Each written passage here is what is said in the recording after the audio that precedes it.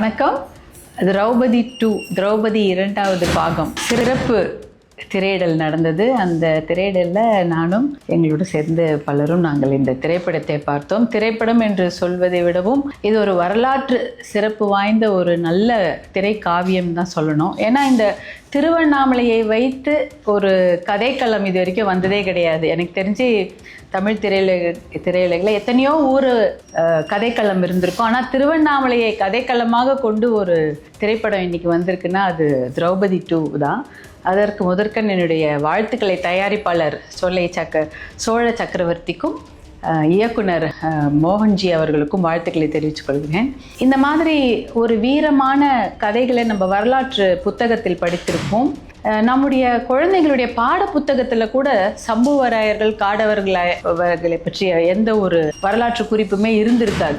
ஏனென்றால் நம்ம பார்த்துருப்போம், நம்ம சேர சோழ பாண்டியர்கள் அவர்களுடைய வரலாற்று கதைகளை தான் நம்ம பாட புத்தகத்தில் பார்த்துருக்கோம். குழந்தைகளோட பாட புத்தகமாக இருக்கும், இல்லை கல்லூரியோட வரலாற்று பாட புத்தகத்தில் நம்ம பார்த்துருப்போம். ஆனால் சம்புவராயர்கள் காடவராயர்கள் என்ற அரசர்கள் என்ற சிற்றரசர்கள் தமிழ்நாட்டில் இருந்திருக்காங்க. அவர்களுடைய வீரம் என்பது எப்படி ஒரு முகலாய பேரரசு ஹைதராபாத் வரைக்கும் வந்திருக்காங்க, ஆனா தமிழ்நாட்டுக்குள்ள வர முடியல.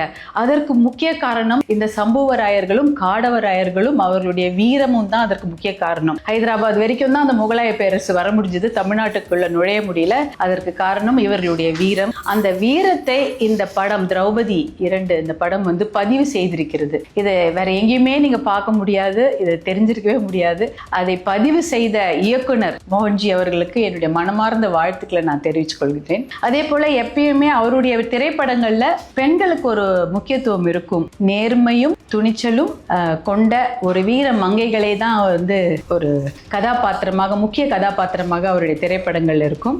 அதே தொடர்ச்சியாக இந்த திரௌபதி 2 ஒரு நேர்மையான ஒரு ராணி, அதே போல வீரம் செறிந்த ஒரு ராணி. அது ரொம்ப தேவை இல்லையா? இன்னைக்கு வீரம் என்பது அப்படியே மறைஞ்சிக்கிட்டே போகுது. கலை அப்படின்னாலே பாட்டு, நடனம், இசை, இது மட்டும்தான் இன்னைக்கு கலையா இருக்கு. வீரம் என்பது கலைன்ற இதுலயே வரமாட்டேங்குது.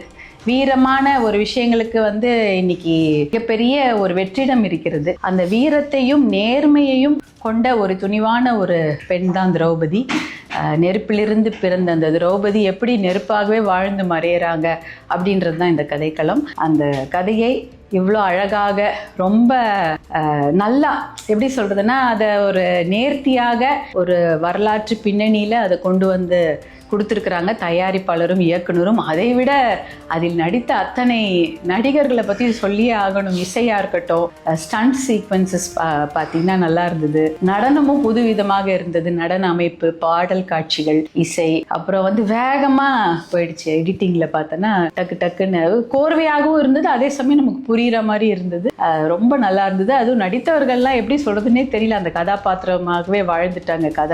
கதாநாயகி மட்டுமல்ல, அரசர்களாக நடித்தவர்களும் ஒரு எல்லா கதாபாத்திரமே ரொம்ப அற்புதமாக அவங்க நடிப்பை வெளிப்படுத்தி இருந்தாங்க. அதை அவர்களுக்குள்ள இருந்த அந்த நடிப்பாற்றலை வெளிக்கொண்டு வந்த இயக்குனருக்கும் இந்த கதைக்களத்திற்கு ஏற்றவாறு இதை தயாரித்த தயாரிப்பாளர் சக்கரவர்த்தி அவர்களுக்கும் எங்களுடைய மனமார்ந்த வாழ்த்துக்களையும், இந்த படம் மிகப்பெரிய வெற்றி அடைய எங்களுடைய மனமார்ந்த வாழ்த்துக்களை நான் தெரிவித்துக் கொள்கின்றேன். நன்றி, வணக்கம்.